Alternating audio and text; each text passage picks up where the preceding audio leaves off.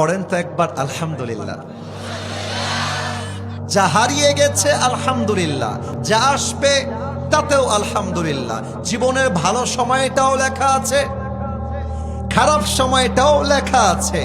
মাঝে মাঝে তুমি হতাশ হয়ে যাও, আয় হায় হায় হায় কালকে কি খাবো, কালকে কি হবে, আয় হায় হায় হায় আমার ছেলের কি হবে, আয় হায় হায় হায় আমার মেয়ের বিয়েটা কি আদৌ হবে কিনা, যুবকদের টেনশন, আদৌ পরীক্ষায় পাশ করব কিনা, ক্যারিয়ারে ভালো কিছু করতে পারবো কিনা।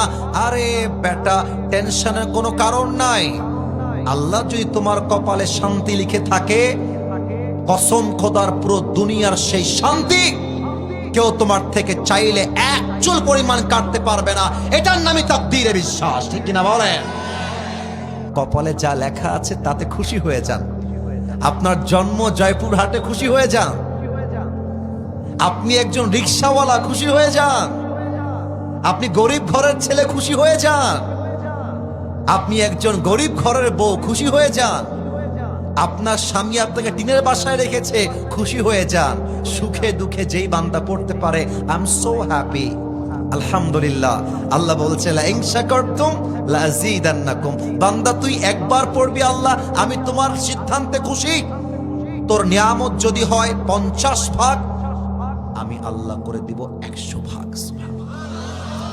সুবহানাল্লাহর আওয়াজটা আসে না? আরেকবার পড়েন তো। আচ্ছা, লাভটা বলে দিই। একবার সুবহানাল্লাহ পড়বেন, জান্নাতে একটা প্রাসাদের মালিক হয়ে যাবেন। পড়েন, এক প্রাসাদের মালিক হয়ে গেছেন। আরেকবার পড়েন। কপালে যা লেখা আছে তা নিয়ে কোনো অভিযোগ করা যাবে? অতএব আজ থেকে সুখে দুঃখে মাজার হাড় ভেঙে দেওয়া যাবে না, দেয়ালে পিঠ ঠেকে দেওয়া যাবে না। ভয় পেও না, বুক চিড়ে দাঁড়িয়ে যাও। আল্লাহর ভরসায় সাহসটা বাড়াও। আল্লাহর নামে আগুন জ্বালাও বুকে, সত্যের পথে চলো, সাহস রাখো মুখে। ভয় পেলে চলবে না, রক্তে আগুন ধরাও।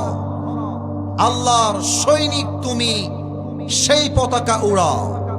আরে আল্লাহ যখন পাশে, কিসের এত ভয়? তাওয়াক্কুল করো, কাছে আসবে বিজয়। মিজানুর রহমান আজহারি তার একটা ওয়াজে মারাত্মক চমৎকার একটা কথা বলেছিলেন, আধারে ভয় পেও না, আলো আছে আড়ালে, অন্ধকার পালিয়ে যাবে তুমি উঠে দাঁড়ালে। ঠিক কিনা বলো? তাহলে আমি একটা বাক্য সবাইকে পড়তে বলবো, আমি যেন আওয়াজটা কম না পাই, তাহলে আমার মনে কষ্ট লাগবে। পড়েন তো একবার আলহামদুলিল্লাহ। আই এম সরি, বামে আওয়াজটা পারফেক্ট ছিল, ডানে আমি আওয়াজটা পাই নাই। এটা আমার ভুল হতে পারে, maybe I have my year problem, আমার কানের সমস্যা হতে পারে। আমি আরেকবার সবাইকে আবদার রাখবো, কেউ যেন বাদ না যায়। জয়পুরহাটবাসী পড়েন সবাই আলহামদুলিল্লাহ। বলেন তো সবাই আল্লাহ। আপনারা একটু বলে দিলে আমি তাফসিরে যাব। একবার বলেন না, আল্লাহ তুমি তোমার বান্দারে যা দিয়েছ, যতটুকু দিয়েছ, ও আল্লাহ আমি মন থেকে খুশি হয়ে পড়ছি।